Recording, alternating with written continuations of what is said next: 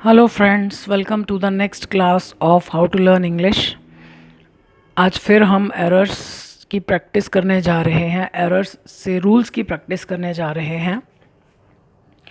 Neither of the cases, of the मतलब में से, तो में से के बाद ये हमेशा प्लूरल होता है, लेकिन ये वर्ब हमेशा इसके अकॉर्डिंग होता है। सो नीदर मैंने आपको बताया दो की बात करता है। सो नीदर ऑफ द केसेस यानी दोनों में से कोई भी केस नहीं।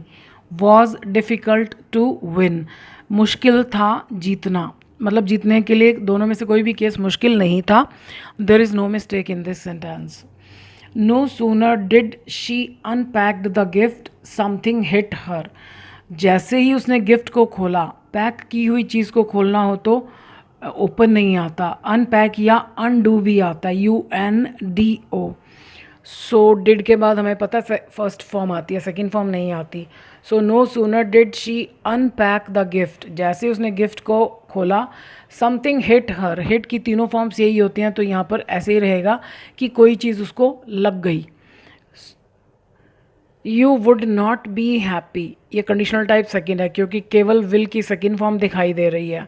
You would not be happy, तुम खुश कभी भी ना हो। If you would be poor, अगर तुम गरीब होते। दोनों तरफ मॉडल्स नहीं होते, एक तरफ टेंसेज होते हैं और एक तरफ मॉडल होता है। तो ये मेन क्लॉज है जिसमें परिणाम या रिज़ल्ट बताया जा रहा है। मेन एम से शुरू होता है और मॉडल्स भी एम से ही शुरू होते हैं। तो मेन क्लॉज में मॉडल्स आते हैं, इफ़ क्लॉज में टेंसेज आते हैं। क्योंकि ये टाइप सेकेंड है तो यहाँ second form, if you were poor. इज़ामार की सेकेंड फॉर्म क्या होती है, वॉज वर, और इसमें केवल वर यूज़ होता है। यानी अगर तुम गरीब होते, जैसे कोई आदमी है जब तक उसको धन दौलत पैसा फैसिलिटीज़ हैं वो खुश है, हमें उसकी नेचर पता है। कुछ लोग होते हैं जैसे बेहालात हों खुश रहते हैं, तो हम ऐसे व्यक्ति को कहते हैं कि अगर तुम गरीब हो। अब कोई आदमी हम गरीब नहीं है तो एकदम हमारे कहने से कैसे हो जाएगा, अगर तुम गरीब होते। ध्यान रखना कंडीशनल टाइप सेकंड में हम पास्ट टेंस यूज़ ज़रूर करते हैं, लेकिन हम पास्ट की बात नहीं कर रहे। अगर तुम गरीब होते आज अभी तो तुम तो खुश ना होते।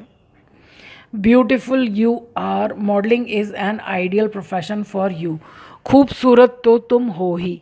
सो ब्यूटिफुल एज यू आर, ये सो ब्यूटिफुल आर यू नहीं होगा, ब्यूटिफुल एज यू आर। ये होता है कि किसी को कोई एक फैक्ट बताना कि क्योंकि ऐसा है तो है ही, ऑलरेडी है ही, इसलिए ये काम आसानी से हो सकता है। So beautiful as you are, modelling is an ideal profession for you, modelling तुम्हारे लिए एक अच्छा प्रोफेशन है। She will agree to the plan, वो प्लान के साथ राज़ी हो जाएगी। एग्री के बाद दो प्रपोजिशन आते हैं, या तो टू या विद। टी थिंग्स के लिए आता है, थिंग्स टी से शुरू होता है और टी से ही टू शुरू होता है। विद डब्ल्यू से शुरू होता है और हिंदी में व्यक्ति व। सो विद भी व, हिंदी में व, और तो विद व्यक्ति के लिए आता है, टू थिंग्स के लिए आता है। तो यहाँ पर हम किसी चीज़ की ही बात कर रहे हैं तो इसलिए टू आएगा। She will agree to the plan if you will increase her share. अभी मैंने आपको ऊपर बताया कि एक ही सेंटेंस की दोनों क्लॉजेज़ में मॉडल्स नहीं आते हैं, इफ़ क्लॉज में टेंसेज आते हैं। तो ये यहाँ पर क्या है, फर्स्ट फॉर्म है, would second form, third form भी वुड होती है। तो जब फर्स्ट फॉर्म है तो यानी प्रेजेंट टेंस होना चाहिए। She will agree to the plan if you increase her share. अब एक्चुअली क्या होता है कि जब हम इसकी हिंदी करते हैं तो हम ऐसे बोलते हैं कि अगर तुम उसका शेयर बढ़ा दोगे, पर इसका मतलब ये नहीं कि हमको यहाँ विल शैल लगाना, अगर हम लगाएंगे तो गलत हो जाएगा। Simple present tense. Had he not had blind he could have saved his life. Could, only could would आए तो टाइप सेकंड, लेकिन कुड के बाद हैव प्लस थर्ड फॉर्म मतलब पास्ट की बात कर रहा है कि वो अपनी ज़िंदगी को बचा सका होता पास्ट में अगर वो ब्लाइंड नहीं होता। अब ये दो बार हैड में हमें समझ में नहीं आ रहा कि हैड आएगा बीन आएगा क्या आएगा, कुछ समझ में नहीं आ रहा। तो आप एक सिंपल सेंटेंस बनाओ कि वह ब्लाइंड है, तो ही इज़ ब्लाइंड। अब इज़ क्या है, बी की फॉर्म है, हमें यहाँ पर बी की फॉर्म कहीं दिखाई ही नहीं दे रही, इसका मतलब ये सेंटेंस गलत है। कंडीशनल टाइप थर्ड में हमें मालूम है पास्ट परफेक्ट टेंस आता है, तो ये तो आएगा ही आएगा, लेकिन यहाँ पर इज़ आएगा, इज़ की थर्ड फॉर्म बीन। ये जो बाहर वाला हैड है यहाँ पर ये दो काम कर रहा है, ये इफ़ का काम भी कर रहा है। तो इस सेंटेंस का एक्चुअली मीनिंग ये हो जाएगा कि if he had not been blind, यानी अगर वो पास्ट में ब्लाइंड नहीं रहा होता, तो ही could have saved his life, तो वो अपनी ज़िंदगी बचा सका होता। तो यहाँ बीन आना चाहिए। The teacher asked the students are you ready for the test. Teacher ने स्टूडेंट से पूछा कि क्या तुम टेस्ट के लिए तैयार हो, कि क्या, इफ़। और ये सेंटेंस क्वेश्चन की फॉर्म में नहीं होना चाहिए, सिंपल। और अगर ये पास्ट में है तो ये भी पास्ट में होना चाहिए। यू किसको कहा जा रहा है? यू तो हम हमेशा जो हमारे सामने खड़ा उसको कह रहे हैं। तो हमारी तो किसी से बात ही नहीं हो रही, ये बात हुई थी टीचर और स्टूडेंट्स के लिए, जिसे कि हम लिख रहे हैं। तो टीचर हमारे लिए क्या है? ही या शी, और स्टूडेंट्स हमारे लिए क्या है? दे। तो यहाँ पर यू का कोई काम नहीं है। So the teacher asked the students if they were ready for the test. Heavy as was the box. As के बाद सेंटेंस सीधा आता है। जैसे आप वैसे ही मान लो ये नहीं है, तो जैसे आप सेंटेंस लिखोगे वैसे ही लिखना है। As the box was heavy, जैसा कि बॉक्स हैवी था। So as the box, heavy as the box was, भारी तो वो था ही। I did not even touch it, तो मैंने तो उसको हाथ भी नहीं लगाया। इवन जो है अपने से नेक्स्ट वाले वर्ड पर जोर लगाता है, जोर डालता है। भी, टच भी नहीं किया। They are too smart to catch, वे इतने ज़्यादा स्मार्ट हैं, मतलब चतुर हैं, कि उनको पकड़ा नहीं जा सकता है। पिछली वीडियो में हमने किया था, तो यहाँ पर कोई चीज़ थी, हमारा subject chair. The chair is too small to sit on, ऐसा कुछ सेंटेंस था। तो उसमें मैंने आपको बताया था कि अगर हमारा सब्जेक्ट यहाँ पर कोई बेजान चीज़ है और यहाँ पर मीनिंग पैसिव वॉइस में भी, पैसिव वॉइस में आ रहा है, तो हम एक्टिव वॉइस भी लिख सकते हैं, तो वो ठीक है। जैसे हमने चेयर वाला सेंटेंस किया था, पिछली ही वीडियो में किया था, तो उसमें हमने टू सिट लिखा था। हालांकि यहाँ पर सब्जेक्ट चेयर था, तो चेयर ने थोड़ी ना बैठना, लेकिन वहाँ पर ये हम लिबर्टी ले सकते हैं। लेकिन यहाँ पर व्यक्ति सब्जेक्ट है और इस व्यक्ति ने ये काम नहीं करना, बल्कि ये काम इसके साथ होना है, तो ये पैसिव वॉइस होना चाहिए। So they are too smart to be caught, he is too intelligent to clear this exam. अब आपको इसकी शक्ल देखने से लगेगा कि ये सेंटेंस बिल्कुल ठीक है। फाइंड आउट एरर्स आप जब भी करते हैं, कभी भी सेंटेंस की शक्ल मत देखिए, बाहरी तौर पर उसको मत देखिए। कई बार वो बाहरी तौर पर हमें ठीक लग रहा होता है, लेकिन मीनिंग वाइज वो गलत होता है। अब आप देखो, ही इज़ टू इंटेलिजेंट, जैसे हमने ऊपर किया कि वे इतने ज़्यादा स्मार्ट है कि उन्हें पकड़ा नहीं जा सकता है, तो ये मीनिंग नेगेटिव होता है। तो वो इतना ज़्यादा इंटेलिजेंट है कि वो पेपर क्लियर नहीं कर सकता है, तो ये गलत हो गया।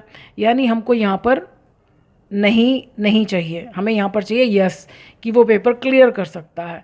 पर जब तक यहाँ पर TOO है, इसका मीनिंग यस में आएगा ही नहीं, तो हम टू को हटाते हैं और उसकी जगह यूज़ करते हैं इनफ। लेकिन इनफ टू की जगह पर नहीं आएगा, इस एडजेक्टिव के बाद में आएगा। So he is intelligent enough to clear this exam, यानी वो बहुत ज़्यादा इंटेलिजेंट तो नहीं है। इनफ मीन्स होता है काफ़ी, पर्याप्त, यानी जितना किसी काम के लिए चाहिए उतना तो है, अगर ज़्यादा नहीं है तो। So he is intelligent enough to clear this exam, वो इतना इंटेलिजेंट तो है कि वो इस एग्ज़ाम को क्लियर कर सकता है। नेक्स्ट है, was she intelligent, she would be in your class. ये कंडीशनल है, she would be in your class मतलब ये कंडीशनल टाइप सेकेंड है। अगर वो इंटेलिजेंट होती, तो यहाँ पर वर आना चाहिए। कंडीशनल टाइप सेकेंड में सारे सब्जेक्ट्स के साथ वर यूज़ होता है। यहाँ पर ये वर दो काम कर रहा है, इफ़ का काम भी कर रहा है। जैसे यहाँ पर ये हैड जो है इफ़ का काम भी कर रहा था। टाइप थर्ड और टाइप सेकंड में जो बाहर वर या हैड अगर हम लगाते हैं तो वो इफ़ का काम भी करता है। तो इसका मीनिंग हो जाएगा कि इफ़ शी वर इंटेलिजेंट, अगर वो इंटेलिजेंट होती अभी आज, she would be in your class, तो वो आज तुम्हारी क्लास में होती। तो यहाँ पर वर आना चाहिए। To be taught the same chapter is boring for a teacher. अब इसमें कहीं भी कॉमा नहीं है, यानी ये हमारा सब्जेक्ट है, पर पहले हम इसको पढ़ते हैं। Is boring for a teacher, teacher के लिए बोरिंग है क्या? ऐसा करना या ऐसा होना? ऐसा करना मतलब सेम चैप्टर को पढ़ाना, तो करना यानी ये एक्टिव वॉइस होना चाहिए। तो बी की ज़रूरत नहीं, टू के बाद first form. To teach the same chapter is boring for a teacher. But for the tailor, but for का मीनिंग होता है कि अगर ये चीज़ या ये व्यक्ति पास्ट में नहीं होता, ये कंडीशनल टाइप थर्ड है। अगर टेलर नहीं होता, she could not win the dress competition, तो वो ड्रेस कॉम्पिटिशन नहीं जीत सकी होती। जब हम पास्ट की बात कर रहे हैं, कंडीशनल टाइप थर्ड की बात कर रहे हैं, तो हमको इधर भी थर्ड फॉर्म चाहिए। अब कुड के साथ तो थर्ड फॉर्म नहीं आ सकती, तो हमको एक और हेल्पिंग वर्ब लगाना पड़ेगा, हैव। हैव के बाद हम थर्ड फॉर्म लगा सकते हैं। तो she could not have won the dress competition. Hot the day was, जैसा कि गरम, उसके बाद गरम तो दिन था ही, ये एज यहाँ आना चाहिए। Hot as the day was. We got an excuse, हमें एक बहाना मिल गया फॉर अ हॉलीडे। अब यहाँ पर भी मैंने देखा स्टूडेंट्स बहुत गड़बड़ करते हैं। जब हम कोई छुट्टी कर रहे हैं, यानी हमारा ऑफिस स्कूल कॉलेज खुला है, सिर्फ हम छुट्टी कर रहे हैं, तो वो हॉलीडे कभी भी नहीं होती, वो लीव होती है। हॉलीडे तो होता है जो सबके लिए है, जैसे संडे है या कोई और फेस्टिवल वाला दिन है, तो यहाँ पर हॉलीडे नहीं, लीव आना चाहिए। So we got an excuse, क्योंकि बहाना मिल गया छुट्टी के लिए, for a leave. She would take many leaves, ये फिर कंडीशनल टाइप सेकंड है, क्योंकि हमें केवल विल की सेकंड फॉर्म वुड दिखाई दे रही है। वो बहुत सारी छुट्टियां ले। If she would be your servant, अगर वो तुम्हारी सर्वेंट हो, वो तो रोज़ छुट्टियां करे। तो हम सीख चुके हैं कि दोनों तरफ मॉडल्स नहीं होने चाहिए, इफ़ क्लॉज में टेंसेज होने चाहिए। तो ये कंडीशनल टाइप सेकंड है। So if she were, be की सेकंड फॉर्म, वुड नहीं आएगा। If she were your servant, अगर वो तुम्हारी नौकर हो, तो मतलब मान लिया तुम्हारे घर में ज़रूरत से ज़्यादा काम होता है। कुछ लोग होते हैं ना, बहुत वो सोचते हैं कि सर्वेंट काम कर रहा है तो जितने बर्तन निकाल सकते हो निकालो, जितने कपड़े भी निकाल सकते हो निकालो। अब वो भी इंसान हैं, तो हम कोशिश कर सकते हैं कि हम उनके लिए थोड़ा काम जितना थोड़ा सा कम कर सकते हैं करें।